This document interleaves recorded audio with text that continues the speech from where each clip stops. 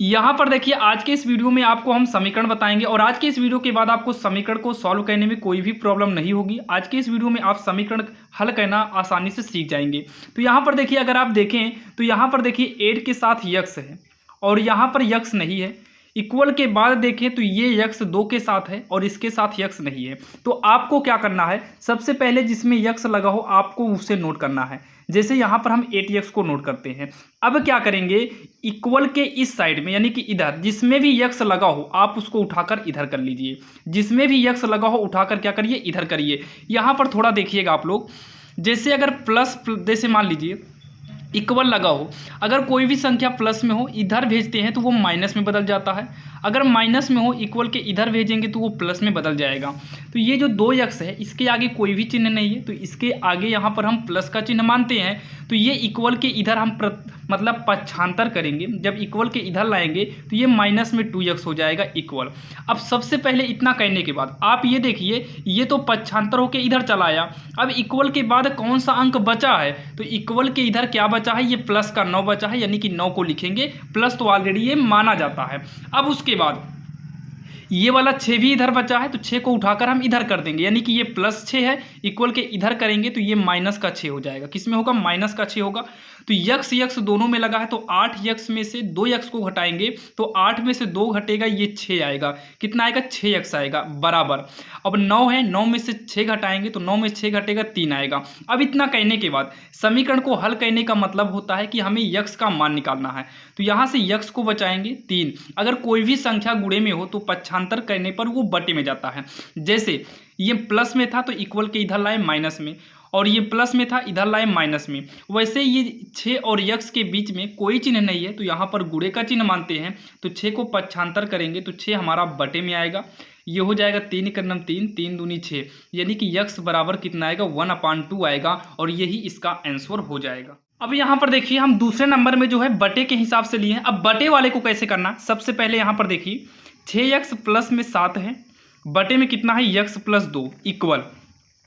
जैसे यहाँ 5 अकेले है, अगर बटे में होता तो कोई बात नहीं थी। अब यहाँ पर 5 के बटे में कुछ नहीं है तो यहाँ पर हम 1 मानेंगे।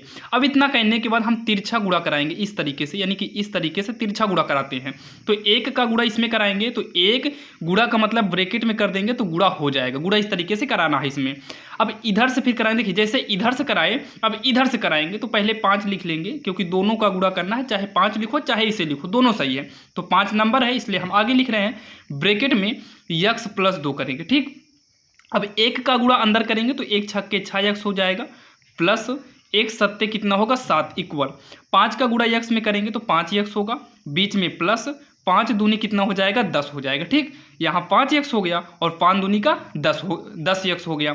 अब क्या करना है, इस यक्स वाले को लिखेंगे। अब इधर का जो यक्स वाला है उसको उठाकर इधर कर दो तो ये आगे इसके कुछ भी नहीं है तो यहाँ प्लस माना जाएगा। तो ये इधर आएगा तो -5x हो जाएगा इक्वल। अच्छा, इक्वल के बाद ये जो 5 था ये तो इधर चला आया, यहाँ पर 10 है तो 10 को लिख लेंगे, आगे प्लस माना जाता है। अब ये प्लस वाले 7 को जैसे यक्स को इधर ले आए तो जो गिनती है उसको उधर ले जाएंगे। जब इसको इधर ले आएंगे तो ये हो जाएगा हमारा माइनस का 7, क्योंकि प्लस में है तो माइनस में हो जाएगा।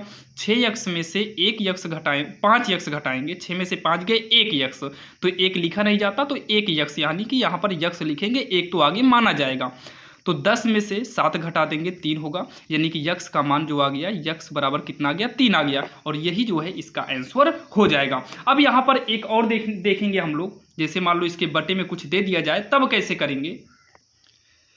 यहाँ पर देखिए जो आपको अगला नंबर हम लिए हुए हैं सेम उसी प्रकार से जैसे इसके पहले देखे थे, ऐसे तिरछा गुणा कराएंगे तो 7 ब्रैकेट में 3 माइनस का यक्स हो जाएगा इक्वल, और इधर से करा देंगे तो 5 यक्स प्लस का 5 हो जाएगा। इधर से करा दिए और इधर से कराएंगे तो 7 का 21 हो जाएगा, बीच में माइनस, तो 7 इकन्नम कितना होगा, 7 यक्स होगा इक्वल।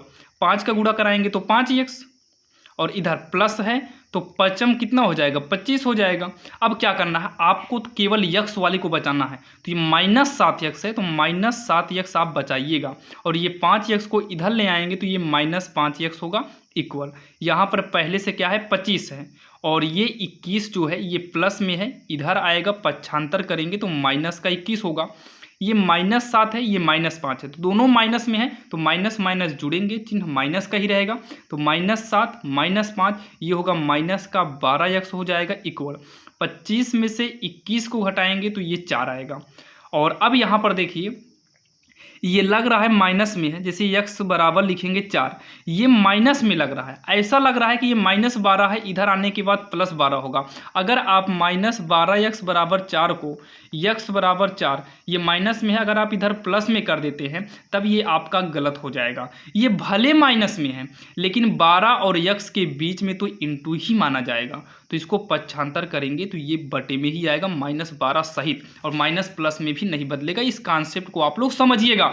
4 का नाम 4 होगा, 4 यहीं 12, तो x बराबर ये नीचे यानी कि हर का माइनस हमेशा अंश में चला आता है, ऊपर 1/3 ऐसे ही लिख देंगे, जो कि काफ़ी आसान था और आपके समझ में भी आया होगा। और अब देखेंगे जब दोनों तरफ x दिया जाए तब हम कैसे करेंगे। अब यहाँ पर देखिए इसमें दोनों तरफ x दिया है और दोनों तरफ बटा भी दिया है, तो इसमें भी आपको वैसे ही करना है। आपको ऐसे तिरछा क्या करना है, गुणा, तो ऐसे तिरछा कर देंगे गुणा, तो 9 का गुणा इसमें करेंगे, तो 9 का गुणा इसमें करेंगे तो 9 ब्रैकेट में लिखेंगे 6x माइनस का 5। अब इधर से तिरछा करेंगे 7 गुणे 2x, ये 2x एक साथ था, इंटू में था, इसलिए यहाँ पर ब्रैकेट लगाना जरूरी नहीं है। और यहाँ पर दोनों माइनस के साथ जुड़ा था इसलिए यहाँ पर ब्रैकेट लगाना जरूरी है। तो 9 छंग हो जाएगा 54x माइनस 9 पचे का हो जाएगा 45 इक्वल 7 दूनी का कितना होगा 14x, 7 दूनी का 14x होगा। अब यहाँ 54x को लिखेंगे, ये 14 जो है ये आगे कुछ नहीं है तो प्लस में ही माना जाएगा, तो ये इधर आ जाएगा, माइनस में 14x होगा इक्वल। अच्छा इधर कुछ बचा क्या, तो आप कहेंगे कुछ भी नहीं बचा है, मान लो इधर कुछ भी नहीं बचा है, लेकिन ये -45 जो है पक्षांतर करके इधर लाएंगे तो ये प्लस में 45 हो जाएगा, प्लस लिखा नहीं जाएगा, प्लस तो ये माना जाएगा। तो 54 में से 14 को घटाएंगे तो ये 40x होगा, बराबर कितना होगा 45, 4 में 4 घटाएंगे 0, 5 में 1 गए 4, तो x बराबर कितना आएगा 45, ये 40 जो है बटे में आ जाएगा। अगर कट रहा है तो काट दीजिए, 5 45 5 40, तो x बराबर होगा 9/8, ये जो है इसका आंसर आएगा। और आशा करता हूँ आज की इस वीडियो में आपको समीकरण सॉल्व करना तो आ ही गया होगा, और बाकी और भी आपको ऐसे वीडियो देते रहेंगे। अगर आप चैनल पर नए हैं तो सब्सक्राइब जरूर करिएगा, क्योंकि आपको ऐसे ही मैथ की सवालें हम लेकर आते रहते हैं। तो चलिए आज की इस वीडियो में आपने समीकरण सीखा।